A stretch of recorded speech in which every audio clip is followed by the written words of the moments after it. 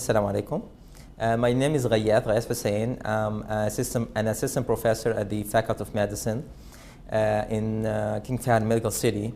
And basically, I'm a physician and I'm a holder of Masters of Bioethics from the University of Toronto, Canada. We are going to talk today about a very important topic about medical ethics, which I believe to be a very important topic that all clinicians, all physicians should be aware of, because it's very basic and it's very crucial actually that we should all know about. This is our outline for today. We're going to talk about the basic definitions of what do we mean by ethics, what do we mean by bioethics and medical ethics, in addition to many other terminology that we use, and how to define an ethical issue. If we have an ethical problem, we have this ethical dilemma, sometimes we say, how to define it. And then we're going to see how we're going to approach these issues in clinical practice from both a Western or, let's say, international approach as well as an Islamic approach. So I would start with asking you a question which seems a little bit embarrassing actually. If you have, these choices, which one would you drink? The milk, this soft drink, or this red wine? Well, most probably we may drink the milk, we may drink the soft drink, but most probably we're not going to drink the red wine. But the question is, will you still have the same choice about not drink alcohol, even if you change the place? Okay, it's here in Saudi Arabia, it's prohibited. If you go abroad, would you change your mind? Okay, most probably not. But why? This is the question. Why? Because most probably would you say, okay, haram, indeed. So basically you have some reference. To which you refer when you take a certain decision this is in our life. Let's go for further examples, which I hope will be less embarrassing. You as a resident or even as a student, I need to pass the exam. Can I cheat? Why not? If you are treating a patient and he is almost dying or he has incurable disease, would you just hasten his death to make use of the organs? You need some money from a pharma company that you are doing a study for. Would you take the money in case they ask you to make some modifications on the results of your research on their drug? Would you do that? You need to be trained. You need to see patients. Would you go, instead, you're a resident, would you introduce yourself to your patient and say that I'm a specialist or I'm a consultant, and so that you can examine the patients? So basically, when we're talking about ethics, we're talking about making choices in our life as well as making choices in our practice. Unfortunately, most of the time, the choices are not black or white. They are not so much clear. So that's why we need medical ethics to help us to go through these choices. I ask you just another question. If I told you that he killed her, what would be your impression, or what would you think? What would you say? Okay, most probably, okay, he's a killer, he's a murderer, he's a criminal, how dare he? Why would he do something like that? But this is our first impressions. Okay, let's see what really happened. It was me, and it was a mosquito that I killed. So basically, when we hear things, when we go through a situation, it's very important actually to know that we should not judge just because we heard something. We have to distinguish our levels of moral response. That is to say, when we take action against something as positively or negatively, we should know very well that there are like 3 levels of moral response. The first is the expressive level. That is to say is It's just this feeling that you have. You have no justification for it. You feel he's a murderer, he's bad. But you need a further level, which is the pre-reflective level, so that here we come to somehow justification, because murdering is wrong, because you talk from a religious background or a legal background. But if I start to discuss with you, then at this point of time, you need to defend your decision, or you defend your judgment about something or someone. At this point of level, this is what we call the reflective level. Medical ethics or bioethics in general is about this kind of reflective level. That is to say that we make an argument towards something or against it, and that's how we defend it, or to tell that this thing is right or wrong. So when we're talking about this exercise of reaching a judgment about an ethical issue, that's what we call the ethical reasoning or the moral reasoning. Basically, as was just mentioned, we have to distinguish between facts and values. Facts are facts. For instance, this patient had this diagnosis, he had that prognosis, but values, including the value of life, what does this illness means to him, his approaching death, what are his fears or her concerns, etc. So basically, we need to distinguish between facts and values. When we need to make a reasonable, an ethical decision, basically, we have to include or differentiate between the facts that we have, the values that we include, and again, the ethical principles, as we will see in a minute. So we'll start more towards more clarification after this introduction. If we ask about ourselves, what is ethics? Let me ask you, what's ethics? If I ask you, what's ethics? Okay, yes. It is a system of moral principles or standards governing conduct. It's about, shall I do this or not to do it? Is it the right thing to do or not the right thing to do? It's a system of principles by which human actions and proposals may be judged good or bad, right or wrong.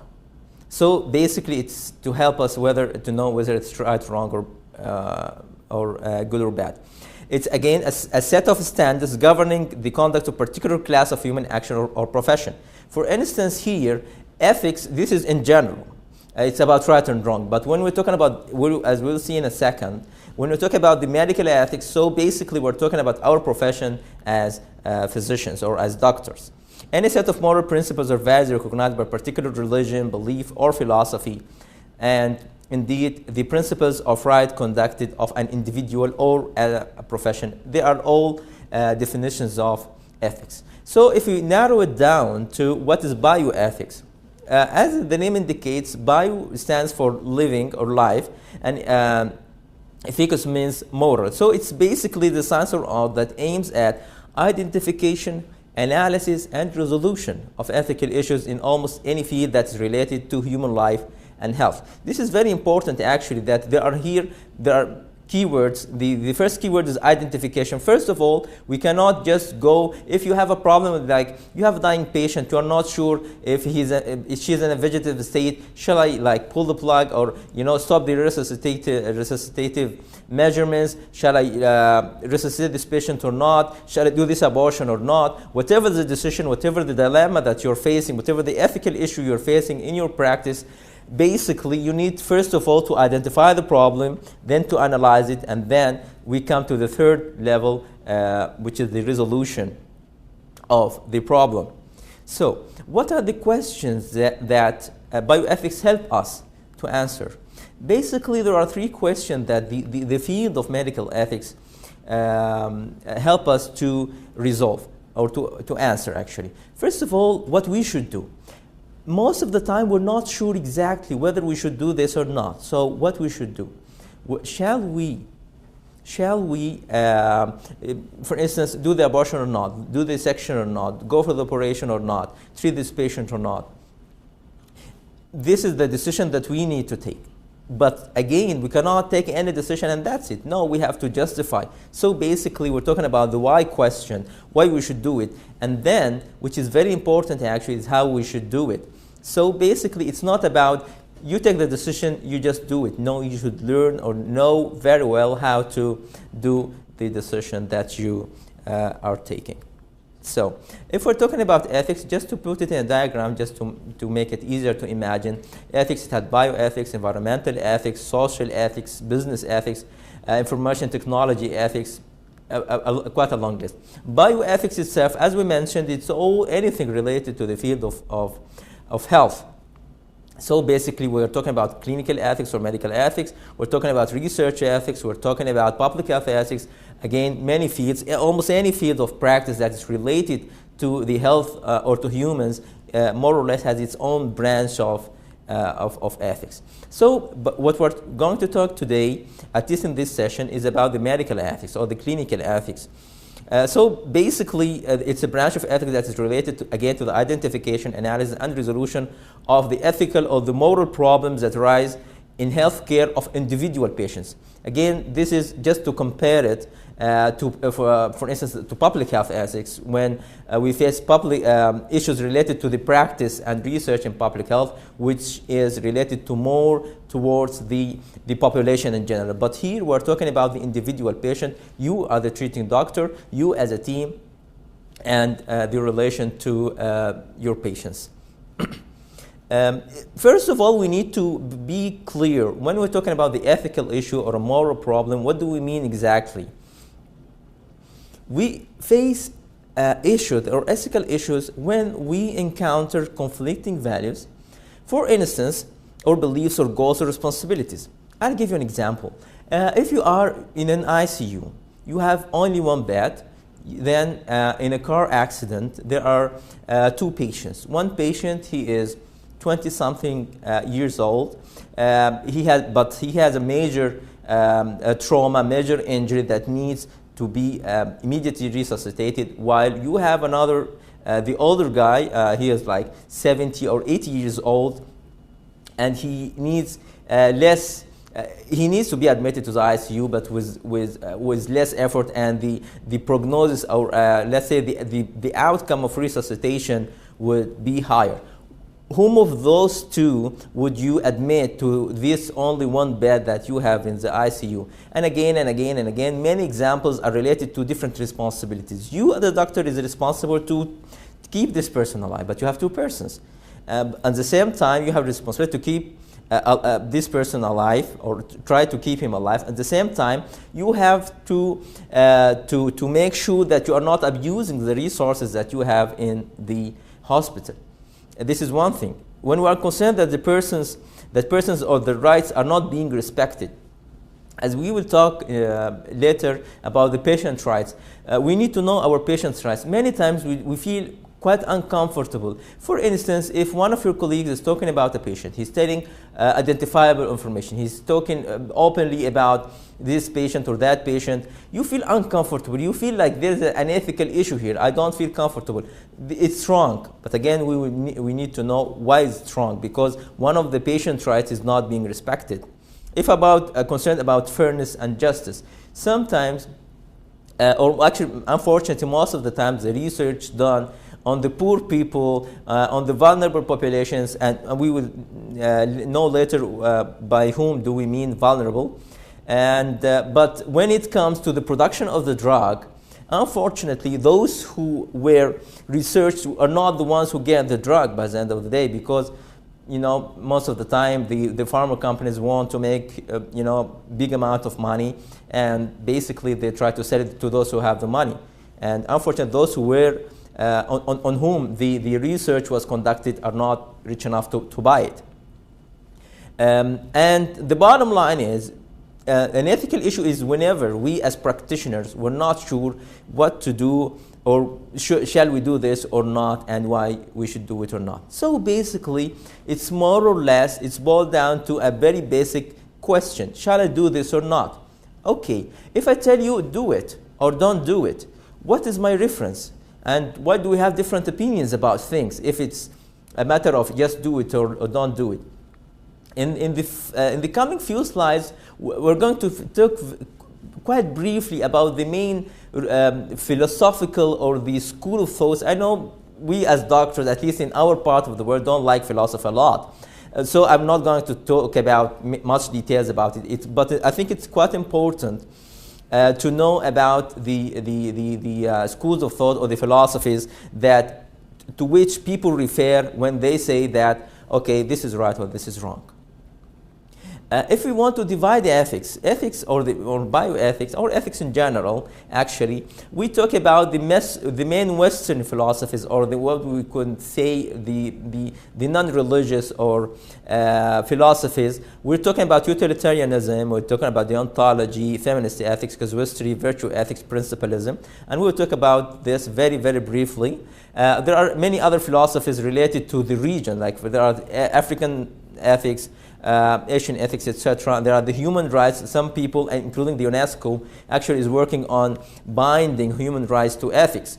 There are religious ethics. If we're talking about the Abrahamic philosophies like Islam, Jewish, or the Judaism, and the Christian ethics is, again, it's further divided into Catholic, Protestant, Jehovah's Witnesses, and many others. There are the Oriental philosophies like those in China and Japan. We're not going to talk much details about them, but we're going to just to point out the main philosophies. The question is that one of you might think or ask, there are Western philosophies. Why should I know about them? Why should I know about this school, that philosophy? I'm not a Western doctor. I'm not working in a Western country. But again, I believe that we should know about it. First of all, you as a doctor should be able to be practicing in almost everywhere. Everywhere means everywhere. You can be practicing in the United States, in Canada, in Europe, wherever. So basically, you should know about others. The second thing is to bridge the knowledge and cultural gaps between us and in our part of the world as predominantly Arab Muslim doctors and other people who are not Arabs or who are not Muslims. The Western literature on bioethics, I mean the recent literature or the contemporary literature, most of it is produced in Western Europe and North America, and we need to know about that. The ethical concepts are quite universal. That is to say, we can make use of, as we will see in a second, that there are many things are in common actually between us talking about our Islamic ethics and the Western ethics. No self-development without knowing others. No way you as a doctor, as a physician, claim that you are developing yourself without knowing the others. And we're talking about knowing the others. We're not talking about just the clinical knowledge or the medical knowledge. It's also important to know more about ethics, to reflect Islamic concept to non-Muslims in an appropriate manner. Because when we, for instance, if you are if you want to continue your postgraduate or your fellowship in the United States or in Canada or in somewhere in Europe or even Australia, so basically when you know what is their background, how do they ethically justify things or make their own moral reasoning, so basically you will be able to talk to them and to reflect your beliefs as a Muslim to them in a proper way. So we're going briefly through the main schools of thought or philosophies, if you like. The first is called the Utilitarianism. Don't worry, it's hard to pronounce. It took me like 2-3 months actually to pronounce it correctly. But it's, again, easier than the second name, which is the consequentialism. So basically, let's keep it Utilitarianism. The Utilitarianism, it says that for an action to be right or wrong, it's based on what are the consequences? What are the consequences of this act? They believe that any act should aim at achieving the happiness to most number of people, the greatest happiness to the greatest number of people. The second school is the ontology, or what they call the duty-based. This is the godfather of the ontology. He is the German philosopher Immanuel Kant. They believe that actions are judged by themselves. They should be attached to principles. It's not about consequences. It's about the act itself. For instance, if it's wrong to lie, then under no circumstances you should be lying. no exceptions for that. If it's wrong to kill, it's always wrong to kill. No way you can have any exception for that. So basically, they are talking about, it's not about the consequences, it's about the act itself. It's about the action itself. It's either right or wrong. There are also the ethics of care, what they call the feminist ethics, which took place actually mainly with the feminist movement in the second half of the last century. It's more about the commitment to correcting male biases. Basically, the feminist ethics is about there is some sort of dominance. They claim that there is some sort of dominance or masculine dominance on the field of ethics by men, and it's quite fair, because if I tell you, give me a name of a female philosopher, you would think like twice before coming up with any name. I can't come with one myself. Another school is called the casuistry. Casuistry is I won't say it's a philosophy, but it says that it's if you want to resolve an ethical issue, just discuss the issue itself. You don't have to attach it to anything. And we have to go through ethics case by case, so that it's more or less like the fatwa kind of thing here in Islam. We go about things case by case. However, in Islam also we attach things to our principles of our religion. The virtue ethics, it's attaching the deed to the doer. That is to say, if you want to you have to be a virtuous person yourself. You have to have virtues in yourself so that your acts come correctly. And they, for instance, if we're talking about who do you have in mind as a virtuous person, perhaps, most probably we're talking, are you familiar with these guys? Gandhi, Oprah indeed, and Mother Teresa, as just models of virtues.